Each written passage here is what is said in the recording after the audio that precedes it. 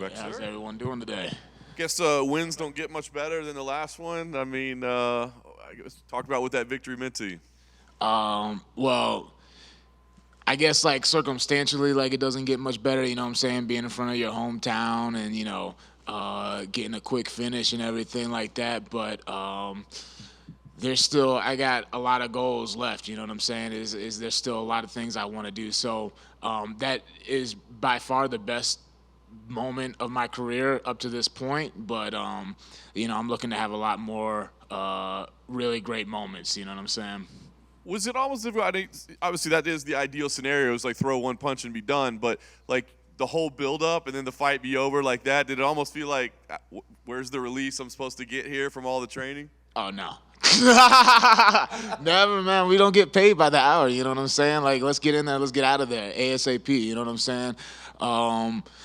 That was a situation. I know he said that the crowd didn't get to him, but I think the crowd shook him up a little bit. He was a little bit reckless. You know what I'm saying? I'm sure he was planning to put pressure on me, but I think he was a little bit reckless. And at this level, you know what I'm saying? Like one lapse of judgment, and it's a wrap. You know what I'm saying? So for me, you know what I'm saying, I went out there, I did my job, I took no damage, you know what I'm saying? I did it in front of my home crowd. The whole place went absolutely nuts. Everything was perfect. There's nothing bad I can say about that fight. Maybe I got hit a little bit too much, you know what I'm saying? My defense wasn't super sharp in the first 10 seconds, but otherwise, yeah, there's nothing I can say negative about that experience. Nice.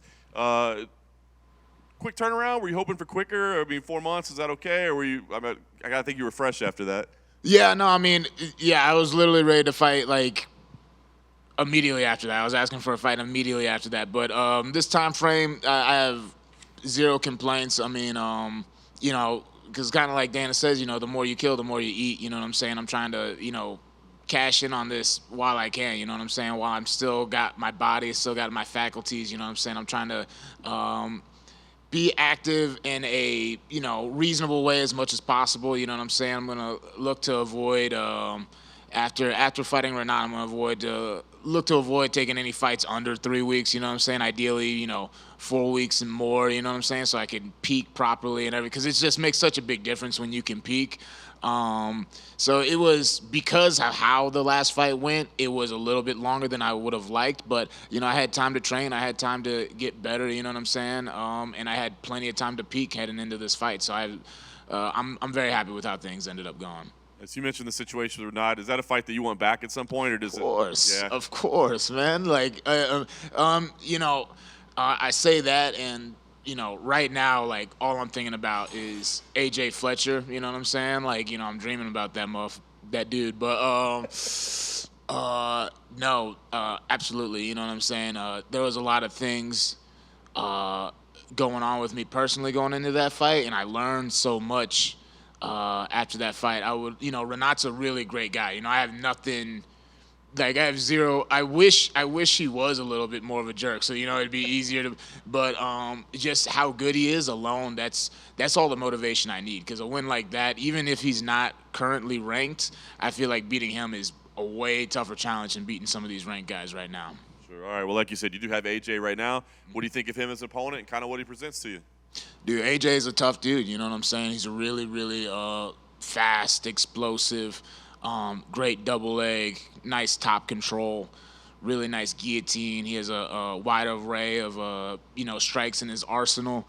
You know what I mean? I think people are kind of sleeping on him a little bit. They're not giving him all the credit that he deserves, just because what his record is right now. But all those fights were dog fights. Even the fights that he lost were absolute dog fights to guys who aren't any pushovers. You know what I mean? So, AJ's a killer, you know what I'm saying? And that's how we've approached this fight, you know what I'm saying? We're like, I've never, and I say this before every fight, but I really mean it, you know what I'm saying? I've never been in better shape. I've never been more sharp. I've never been more technical. We've checked off everything getting ready for this fight, left no stone unturned. So AJ's a really tough guy. But, I'd be lying if I said I wasn't going to be looking to be the first person to finish him in his pro career tomorrow, or Saturday, my bad. I like it. Last thing for me, you get that done.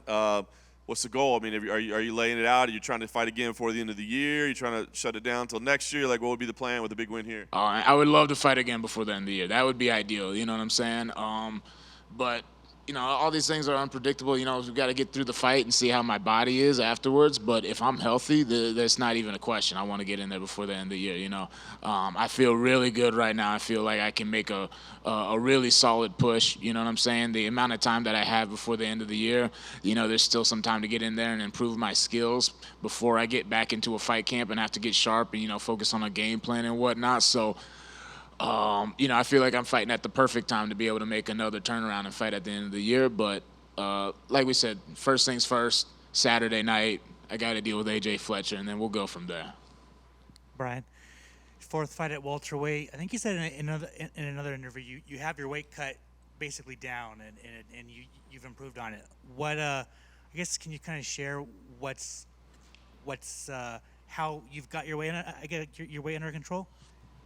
Well, I mean, my weight was never really like out of control. You know what I'm saying? I think,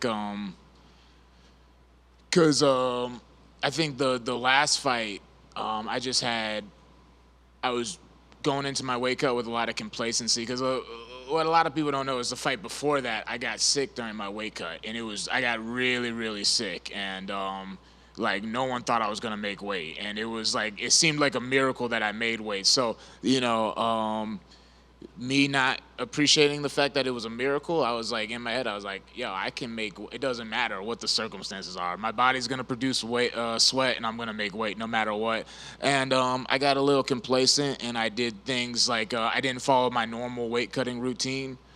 And, I paid for it, you know what I'm saying? My body stopped cooperating with me during my last weight cut. And so, we've made notes of that, me and my team. No fan or every interview I do, what I'm saying, they're reminding me about that. And I did come in a little bit lighter coming into this fight. I came in, which is awesome because I feel stronger than ever. I feel like I have more muscle than I've ever had. But I came in a little bit lighter just to make it a little bit less stressful. I feel like even when I had my long hair, that was always the fallback. I'd be like, well, worst case scenario, I could cut my hair. It was always way too dramatic, always way too stressful. And so, we're kind of trying to come in a little bit lighter, make it a little bit easier. But we got our regiment that we're going to follow, and we're going to take care of it. No drama, no stress, make weight, and put that all behind us. Feels like every time you weigh in, social media is always like, they are like social media scientists. Yeah. Social media doctors are like, this guy's having a weight. Yeah. Do you find it comical? Man, dude, what's wild about like being on this side of things, because you're a fan of sports your whole life, you know what I'm saying? And just from like being on the show to like actually being a fighter now and whatnot, it's crazy because you realize just how much BS is out there. You know what I'm saying? Like you realize how much people like actually don't know what they're talking about. Like, because before you hear something, you're like, that makes sense. That sounds like an educated opinion. And then you're on this side of things, you realize, oh man, most of these people have zero clue at all what they're talking about. So, a lot of times I see things, I chuckle. You know what I'm saying? But I really don't spend a whole lot of time and energy on it because usually if they're talking about, if someone's really infatuated with like making weight and weight cutting, that's not really the conversation that I spend a whole lot of time reading, even if I wasn't a fighter, you know what I'm saying? So, it's just ironic just all around, just watching opinions from people who have no idea what they're talking about, you know what I mean? And finally, there's two Ultimate Fighter winners on this card. You and Muhammad Usman. Yeah. Who's the better tough winner? Come on, man. You know it's me. All respect to my boy. You know what I'm saying? But come on, man. I'm the most exciting prospect to come off of tough in forever. You know what I'm saying? I'm just gonna keep on pushing that.